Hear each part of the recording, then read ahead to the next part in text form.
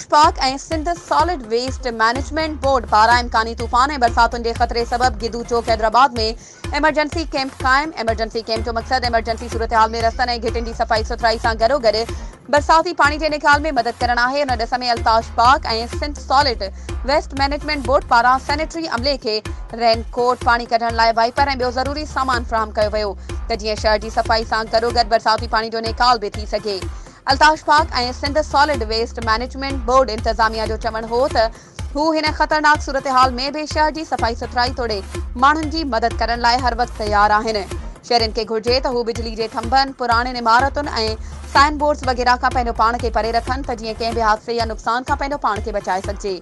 उमेद त रब पाक सभु ख़ैर कंदो ऐं इंशाअल्लाह जल्दी हालतूं पंहिंजे मामूल ते अची वेंदियूं।